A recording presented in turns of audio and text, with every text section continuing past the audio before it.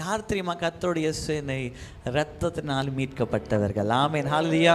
அது வரைக்கும் அடிமைகள் என்று பெயர் சொல்லப்பட்டவர்கள் எப்போது பலி செலுத்தப்பட்டதோ அப்போது அவர்கள் கர்த்தருடையவர்களாயும் மாறினார்கள். ஆமென் சொல்லுங்க, ஹல்லேலூயா.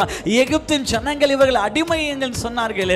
எகிப்தின் ஜனங்கள் இவர்கள் அடிமைப்படுத்தினார்கள். ஆனால் எப்போது இரத்தம் தெளிக்கப்பட்டதோ அவருடைய வசனம் சொல்லுகிறது, இவர்கள் யார் தெரியுமா?